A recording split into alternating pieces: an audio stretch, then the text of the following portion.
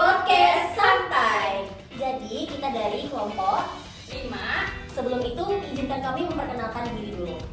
Pertama nama saya Aya, NPM terakhir 610. Dan aku Wiwi, NPM-nya 118. Nah, jadi sebelum podcast ini dimulai, kita ada beberapa narasumber nih yang mau ikutan podcast bersama kami. Kakak-kakak, maju.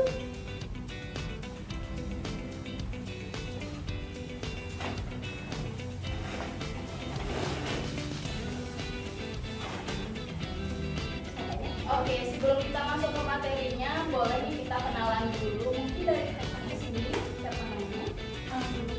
Nama aku Ayu, NPM 807. Ya, nama aku Tia, NPM 092. Nama aku Dika, NPM 408. Nama aku Dodi, NPM 283. Nah, jadi karena para narasumber kakak-kakak yang ganteng dan cantik ini udah pada kumpul di sini, sebelum kita melanjutkan topik yang melarut gitu, aku mau tanya nih sebelumnya, apa sih itu hukum bisnis? Nah, kalau menurutku, hukum bisnis itu hukum yang mengatur hubungan antara individu dan entitas bisnis dalam konteks kegiatan ekonomi dan perdagangan. Mungkin dari kakak yang lain ada pendapat lain. Menurutku sih kenapa hukum dan bisnis ya? Karena keduanya itu saling berkaitan satu sama lain. Makanya kenapa hukum itu sangat penting dalam dunia bisnis?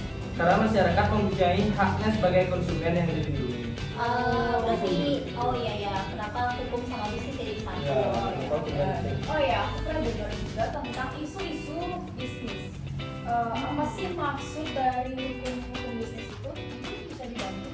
Kalau menurutku, kalau isu hukum bisnis itu masalah atau permasalahan yang perlu ditangani atau diselesaikan dengan hukum. Jadi menyangkutkan dengan hukum. Kalau menurutku seperti itu.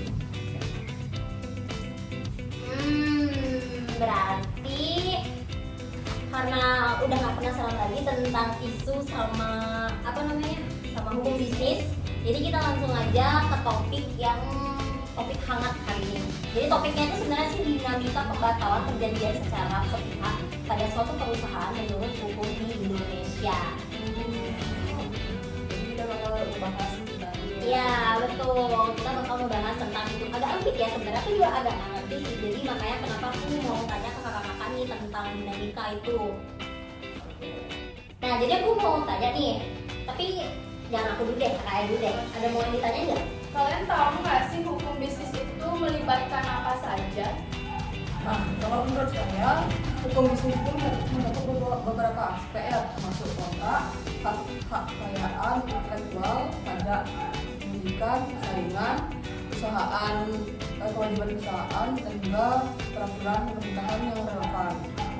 Oh jadi pajak itu termasuk ya? Ya, masuk pajak. Oh terus apa sih yang mengakibatkan pembatalan secara sepihak itu? Ada yang tahu nggak? Ada pembatalan perjanjian secara sepihak yang diakibatkan oleh one prestasi dengan tidak adanya keputusan hakim sebenarnya tidak menjadi permasalahan apabila pihak lain juga mencari keputusan itu. Namun apabila satu pihak melakukan penolakan disebut one prestasi. Oleh karena itu pihak-pihak seharusnya menyerahkan keputusan pada hakim agar melakukan penilaian mengenai terjadi atau tidaknya suatu cedera dan Aku mau nanya nih sama Ayu.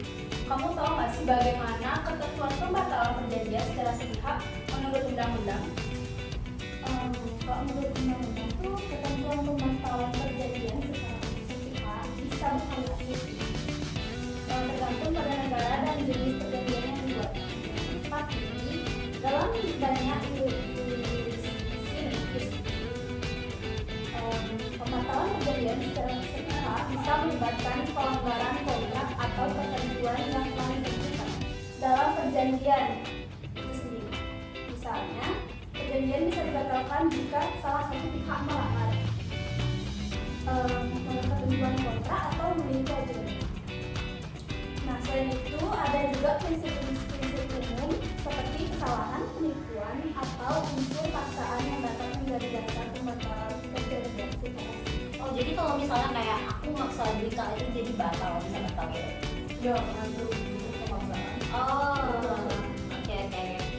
aku mau nanya lagi dong Kak, bagaimana sih peraturan kepala lembaga kebijakan pengadaan barang atau jasa itu? Kalau menurut aku ya, peraturan kepala lembaga kebijakan pengadaan barang atau jasa yang bisa disebut LKPP biasanya mengatur prosedur pengadaan barang dan jasa oleh instansi pemerintah di suatu negara. Peraturan tersebut mencakup berbagai aspek, termasuk tahapan proses pengadaan, kriteria seleksi penyediaan, pengumuman tender, evaluasi penawaran, dan penyelesaian kontrak. Tujuannya untuk memastikan transparansi, efisiensi, dan keadilan dalam penggunaan anggaran publik serta mencegah korupsi dan penyalahgunaan kekuasaan.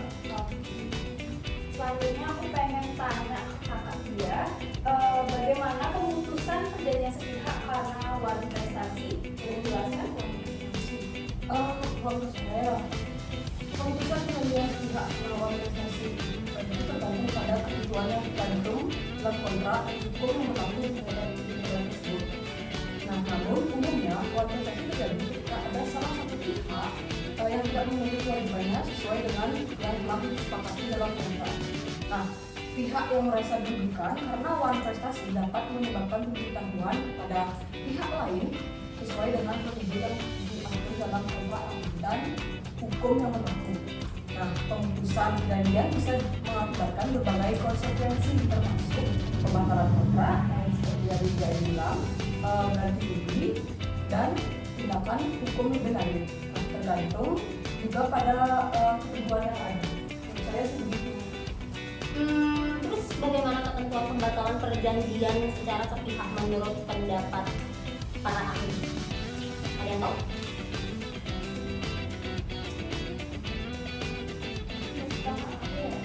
Iya, para ahli atau orang tahu gitu yang pengalaman. Ada sih Pak.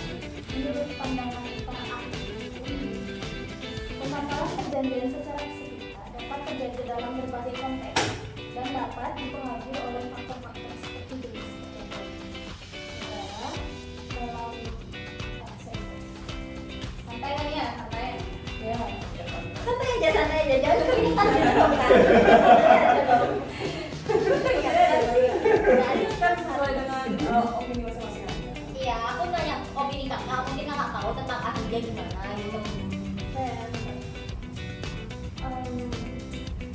Kalau menurut para ahli hukum itu pembatalan perjanjian secara sepihak dapat terjadi dalam berbagai konteks dan dapat dipengaruhi oleh faktor-faktor seperti jenis perjanjian, negara, dan hukum yang berlaku. Beberapa ahli mungkin menekankan dengan kejelasan dan keadilan dalam kontrak, sementara yang lain mungkin lebih fokus pada perlindungan hak kontraktor yang lebih lemah gitu, sementara yang lain mungkin lebih fokus pada perlindungan hak kontraktor. Oh, berarti dia sangat mempengaruhi banget ya berarti ya. Ya, tapi di samping itu para ahli juga dapat memberikan wawasan tentang bagaimana praktik hukum dari putusan pengadilan yang relevan dapat mempengaruhi penilaian atas pembatalan perjanjian sepihak. Oh, oke. Ada yang mau ditanya lagi nggak? Tapi yang dari tadi kita ngomongin tuh kalian ngerti nggak sih? Oke. Jadi makasih banyak udah mau jawab pertanyaan kita seputar isu-isu dalam hukum bisnis ya. Jadi karena nggak ada pertanyaan lagi dan mungkin juga waktunya udah lama ya, udah habis juga tadi. Jadi gimana? Kita cukupkan aja dan makasih udah mau gabung ke podcast santai kita dan kita bisa jalan semua. Boleh. Nah, jadi dari pertanyaan yang udah kita diskusiin yang udah dijawab sama kakak-kakaknya tadi, kesimpulannya itu pembatalan kontrak secara sepihak adalah salah satu isu utama dalam kasus hukum bisnis karena melibatkan pelanggaran kontrak. Ya, berarti seperti yang udah dijelaskan kakak-kakaknya, keabsahan pembatalan kontrak secara sepihak akan sangat tergantung pada banyak faktor ya. Betul sekali, seperti kontrak, hukum yang berlaku, dan alasan sah untuk pembatalan tersebut. Jadi dengan demikian, pembatalan kontrak secara pihak merupakan isu krusial kontroversial dalam hukum bisnis karena berpotensi menimbulkan pertikaian kayak perkelahian, kayak apa sih pertikaian tuh ya, kayak konflik. Orang tuh mau berkelahi apa kayak konflik gitu ya, tapi kan nggak tahu ya namanya konflik, nanti ujung-ujungnya di luar lapangan berantem.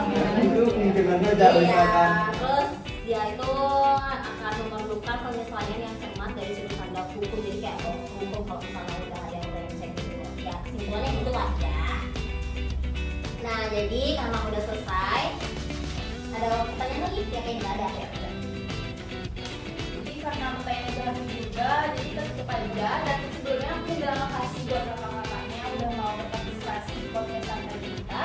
Dan langsung aja mungkin kita tutup dengan para yang Boleh udah jam juga. Oke, karena waktunya juga udah habis, jadi aku mau bilang makasih juga buat kakak-kakak yang udah mau berpartisipasi di podcast santai kita. Dan kita tutup dengan para pesan. Om Santi Santi Santi Om. Bye.